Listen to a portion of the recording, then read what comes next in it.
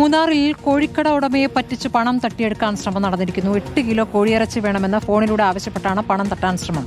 സാധനം വാങ്ങിയ ശേഷം കോഴിയിറച്ചിയുടെ വിലയായ 2160 രൂപയ്ക്ക് പകരം 21,600 രൂപ ഓൺലൈനായി അയച്ചു എന്ന് പറഞ്ഞു. പണം അയക്കുമ്പോൾ തെറ്റുപറ്റിയെന്നും അധികമായി വന്ന പണം തിരികെ നൽകണമെന്നും ആവശ്യപ്പെട്ടു.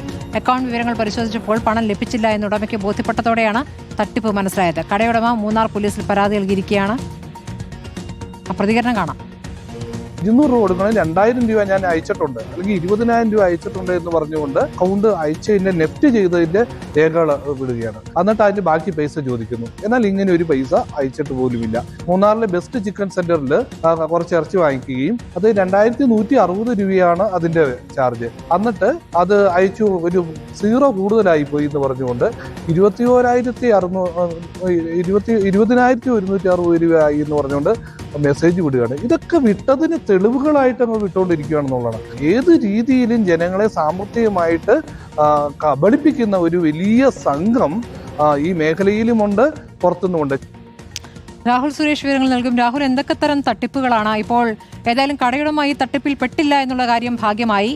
എന്താണ് ഇപ്പോൾ അറിയാനാകുന്നത്? പോലീസിൽ പരാതി നൽകി കഴിഞ്ഞോ? സ്മൃതി, പല രീതിയിലുള്ള തട്ടിപ്പ് നമ്മൾ കണ്ടിട്ടുണ്ട്. പക്ഷെ ഒരു കോഴിക്കട ഉടമയെ തട്ടിപ്പിൽ, ഈ ഓൺലൈൻ തട്ടിപ്പിൽ കുരുക്കാൻ ശ്രമിക്കുന്ന ആദ്യത്തെ സംഭവമായിരിക്കും ഈ മൂന്നാറിൽ നിന്നും പുറത്തു വരികയും ചെയ്യുന്നത്.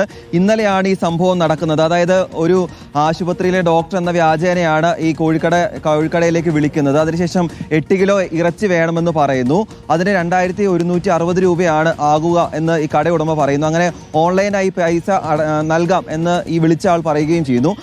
അല്പസമയത്തിനുള്ളിൽ വീണ്ടും വിളിക്കുകയാണ്. 2160 രൂപയ്ക്ക് പകരം 21,600 രൂപ തങ്ങളുടെ അക്കൗണ്ടിലേക്ക് വന്നിട്ടുണ്ട്. അപ്പോൾ 8 കിലോ ഇറച്ചിയുടെ പൈസയായിട്ടുള്ള 2160 രൂപ എടുത്ത ശേഷം ബാക്കി ഈ അക്കൗണ്ടിലേക്ക് തിരികെ അയക്കണമെന്നാണ് ഈ തട്ടിപ്പ് നടത്തിയ ആൾ പറയുകയും ചെയ്യുന്നത്.